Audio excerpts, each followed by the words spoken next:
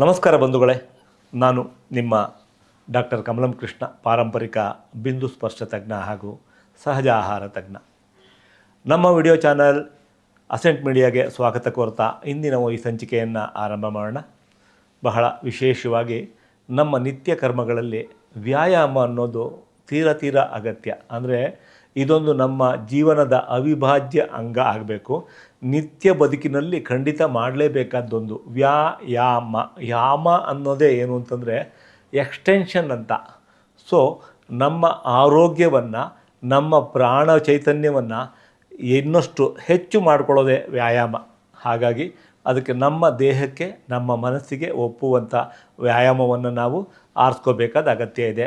ನಾವು ಜಿಮ್ಗೆ ಹೋಗ್ಬೋದು, ಅಥವಾ ಸೈಕಲ್ ತುಳಿಯೋಕ್ಕೆ ಹೋಗ್ಬೋದು, ಸ್ಕಿಪ್ಪಿಂಗು ಅಥವಾ ಸರಳ ವ್ಯಾಯಾಮಗಳನ್ನು ಮಾಡ್ಕೋಬೋದು. ಅದು ತುಂಬ ಇಷ್ಟ ಆಗುತ್ತೆ ಅಂದರೆ ಅತ್ಯಂತ ಅದ್ಭುತವಾದ ವ್ಯಾಯಾಮಗಳಲ್ಲಿ ಒಂದು ಈಜುವುದು. ಸೊ ಈಜಕ್ಕೆ ತುಂಬ ಇಷ್ಟ ಅಂತಂದರೆ ಎಲ್ಲ ವ್ಯಾಯಾಮಗಳಿಗಿಂತನೂ ತುಂಬ ಹಿತವನ್ನು ಕೊಡುವಂಥದ್ದು, ಮನಸ್ಸಿಗೆ ಖುಷಿಯನ್ನು ಕೊಡುವಂಥದ್ದು, ಅದ್ರ ಜೊತೆಗೆ ದೇಹದ ಎಲ್ಲ ಅಂಗಾಂಗಗಳಿಗೆ ಶಕ್ತಿಯನ್ನು ತುಂಬುತ್ತಾ ಅಂಗಾಂಗಗಳನ್ನು ಪ್ರಚೋದನೆ ಮಾಡುವಂಥ ವ್ಯಾಯಾಮ ನಮಗೆ ಈಜೋದ್ರಲ್ಲಿ ಸಿಗುತ್ತೆ. ಹಾಗಾಗಿ ನಿತ್ಯ ಸ್ವಿಮ್ಮಿಂಗ್ ಅಥವಾ ಈಜೋದು ಕೂಡ ಒಂದು ಪ್ರಮುಖವಾದ ವ್ಯಾಯಾಮನೇ ಆಗುತ್ತೆ. ಅದೇ ರೀತಿ ಈ ವ್ಯಾಯಾಮಗಳಲ್ಲೇ ಅತ್ಯಂತ ಪ್ರಮುಖವಾಗಿ ಎಲ್ರಿಗೂ ಕೂಡ ಈಜಲಿಕ್ಕೆ ಹೋಗೋಕ್ಕಾಗೋದಿಲ್ಲ, ಮತ್ತು ಜಿಮ್ಗೆ ಹೋಗಿ ಎಲ್ಲ ಸರ್ಕಸ್ ಮಾಡಲಿಕ್ಕೂ ಆಗಲ್ಲ.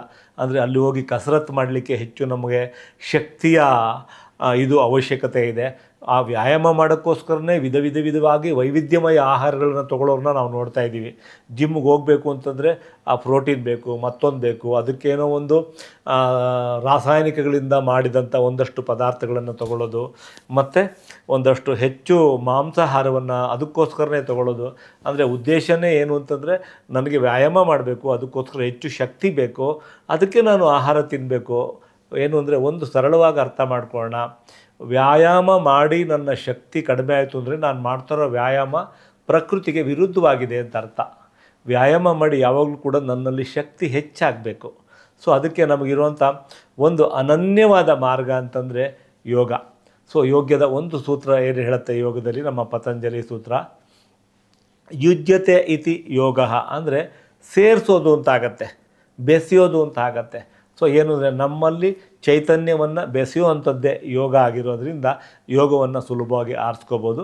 ಯೋಗದಲ್ಲಿ ಆಸನಗಳು, ಸರಳವಾದ ಶಿಥಿಲೀಕರಣದ ಜೊತೆಗೆ ಅಭ್ಯಾಸ ಮಾಡ್ಬೋದು. ಖಂಡಿತವಾಗ್ಲೂ ಅದು ನಮಗೆ ತುಂಬ ಸಹಕಾರಿಯಾಗಿರುವಂಥದ್ದು.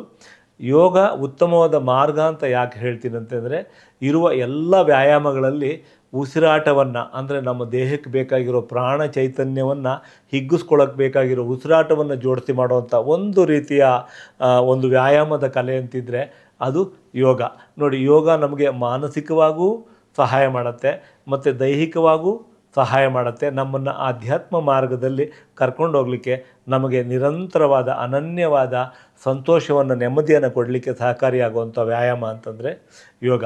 ಸೊ ಯೋಗದ ಇನ್ನೊಂದು ಸೂತ್ರ ಏನು ಹೇಳುತ್ತಂದರೆ, ಸೊ ಯೋಗ ಮನಃಪ್ರಶಮನೋಪಾಯ ಯೋಗ ಅಂತ ಕರೀತಾರೆ. ಹಂಗಂದರೆ ಆ ಸೂತ್ರ ಏನು ಹೇಳುತ್ತಂದರೆ, ನಮ್ಮ ಮನಸ್ಸನ್ನು ಪ್ರಶಾಂತವಾಗಿ, ಯಾವುದೇ ಗೊಂದಲಗಳಿಲ್ಲದೆ, ಒತ್ತಡಗಳಿಲ್ಲದೆ ನಾವು ಮನಸ್ಸನ್ನು, ಸ್ಥಿತಿಯನ್ನು ಕಾಪಾಡೋದನ್ನೇ ಯೋಗ ಅಂತ ಕರಿತೀವಿ.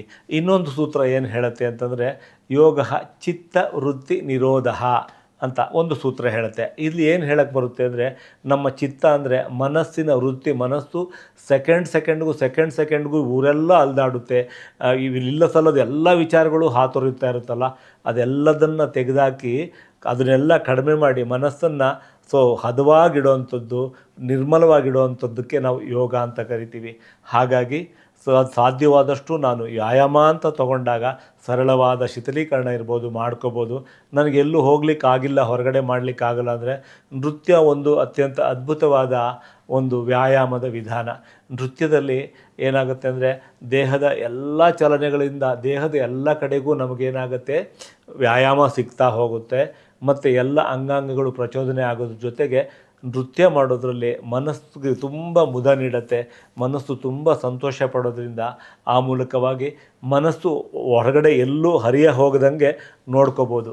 ಈ ಯೋಗ ಮತ್ತು ನೃತ್ಯ ಎರಡನ್ನೂ ನಾನು ಒಟ್ಟಿಗೆ ಕಂಪೇರ್ ಮಾಡಿ ಹೇಳೋಗಿದ್ರೆ, ಅಷ್ಟಾಂಗ ಯೋಗ ನಾವು ಏನು ಹೇಳ್ತೀವಿ, ಯಮನಿಯಮ, ಆಸನ, ಪ್ರಾಣಾಯಾಮ, ಧಾರಣ, ಪ್ರತ್ಯಾಹಾರ, ಧಾರಣ, ಧ್ಯಾನ, ಸಮಾಧಿ, ಇದು ನಮ್ಮ ನೃತ್ಯದಲ್ಲೇ ಅದನ್ನು ಕಂಡ್ಕೋಬೋದು. ಅಷ್ಟು ಹಂತಗಳನ್ನು ನೃತ್ಯದಲ್ಲೇ ಕೂಡ ನಾವು ಅನುಭವಿಸ್ಲಿಕ್ಕೆ ಸಾಧ್ಯ ಇದೆ. ಹಾಗಾಗಿ ಈ ರೀತಿಯ ಒಳ್ಳೆಯ ಮನಸ್ಸಿಗೆ ಮುದ ನೀಡುವ, ದೇಹಕ್ಕೆ ಇನ್ನಷ್ಟು ಚೈತನ್ಯ ಕೊಡುವಂಥ ವ್ಯಾಯಾಮವನ್ನು ಆರಿಸ್ಕೊಂಡು ನಿತ್ಯ ಕನಿಷ್ಠ, ಸೊ ನಾನು ಒಂದು ಸಣ್ಣ ಪ್ಲಾನ್ ಹೇಳಬೇಕು ಅಂತಂದರೆ, ನಿತ್ಯ 1 ಗಂಟೆ ನಮ್ಮ ದೇಹಕ್ಕೋಸ್ಕರ ನಾನೇನು ವ್ಯಾಯಾಮ ಮಾಡ್ತೀನಿ, ಏನು ಪ್ರಾಣಾಯಾಮ ಮಾಡ್ತೀನಿ, ಧ್ಯಾನ ಮಾಡ್ತೀನಿ, ಇದು ಪೂರ್ಣ 100ಕ್ಕೆ 100% ನನಗೋಸ್ಕರ, ನನ್ನ ದೇಹ ಮತ್ತು ಮನಸ್ಸಿಗೋಸ್ಕರ ಮಾಡೋಕ್ಕಾಗೋದ್ರಿಂದ ಕನಿಷ್ಠ ಒಂದು 20 ನಿಮಿಷದ ದೈಹಿಕ ವ್ಯಾಯಾಮ ಇರ್ಬೋದು, ಒಂದು 20 ನಿಮಿಷ ಸರಳವಾದ ಪ್ರಾಣಾಯಾಮ, ಅಂದರೆ ನನ್ನ ಆರೋಗ್ಯ ಸ್ಥಿತಿಯನ್ನು ನೋಡಿಕೊಂಡು ಅಗತ್ಯ ಇರುವಂಥ ಪ್ರಾಣಾಯಾಮದ ತಂತ್ರಗಳು.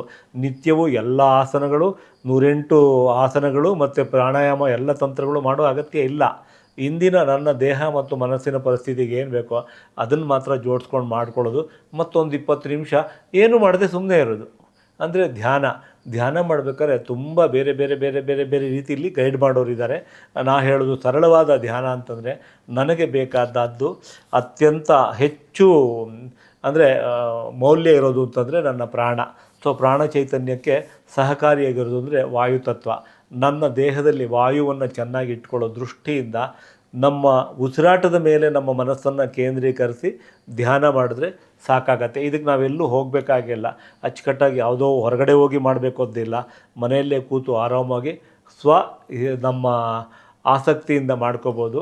ಸಹಜವಾಗೇ ಏನು ಅಂತಂದರೆ, ನಾವು ಒಬ್ಬೊಬ್ಬರೇ ಮಾಡೋದಕ್ಕಿಂತ ಯಾವುದೋ ಒಂದು ಕಲಿಯುವಂಥ ಜಾಗಕ್ಕೆ ಹೋದಾಗ, ಒಂದು ಗುಂಪಿನಲ್ಲಿ ಮಾಡಿದಾಗ ಆ ಗುಂಪಿನಲ್ಲಿ ಸಿಗೋ ಉತ್ಸಾಹನೇ ಬೇರೆ. ಹಾಗಾಗಿ ನಾನು ಸ್ವಂತವಾಗಿ ಉತ್ಸಾಹಿಯಾಗಿ ಕೆಲಸ ಮಾಡ್ತೀನಿ ಅನ್ನೋಷ್ಟರ ಮಟ್ಟಿಗೆ ನನ್ನ ಮನಸ್ಸನ್ನು ಪರಿವರ್ತನೆ ಮಾಡ್ಕೊಳ್ಳೋ ತನಕ ಖಂಡಿತವಾಗ್ಲೂ ಯಾವುದೇ ಒಂದು ಯೋಗ ಕೇಂದ್ರಕ್ಕೆ ಹೋಗಿ ನಾವು ಇದನ್ನು ಅಭ್ಯಾಸ ಮಾಡ್ಬೋದು. ನಿಮ್ಮ ಮನೆಗಳ ಹತ್ತಿರ ಇರುವಂಥ ಯೋಗ ಕೇಂದ್ರಕ್ಕೆ ಹೋಗಿ ಖಂಡಿತ ಅಭ್ಯಾಸ ಮಾಡ್ಬೋದು. ಅಕಸ್ಮಾತ್ ಇದರಲ್ಲಿ ಏನಾದ್ರು ಗೊಂದಲಗಳು ಇದ್ದು, ಸೊ ಯಾರಿಗೆ ಯಾವ ಪ್ರಾಣಾಯಾಮ, ಯಾವ ಆಸನ ಬೇಕು ಅನ್ನೋದ್ರಲ್ಲಿ ಏನಾದರೂ ಸಂದೇಹಗಳಿದ್ದರೆ ಖಂಡಿತ ನೀವು ನನಗೆ ನೇರವಾಗಿ ಕರೆ ಮಾಡಿ ಮಾತಾಡ್ಬೋದು ಅಂತ ಹೇಳ್ತಾ, ಈ ವಿಡಿಯೋ ನಿಮಗೆ ಇಷ್ಟ ಆಗಿದರೆ ನಿಮ್ಮ ಸ್ನೇಹಿತರಿಗೆಲ್ರಿಗೂ ತಲುಪಿಸಿ ಅಂತ ಹೇಳ್ತಾ ಇಂದಿನ ಸಂಚಿಕೆಯನ್ನು ಇಲ್ಲಿಗೆ ಮುಗಿಸ್ತಾ ಇದ್ದೀವಿ. ನೋಡಿದ ಎಲ್ಲರಿಗೂ ಧನ್ಯವಾದಗಳೊಂದಿಗೆ ಮುಂದಿನ ವಿಡಿಯೋದಲ್ಲಿ ಭೇಟಿಯಾಗೋಣ. ನಮಸ್ಕಾರ.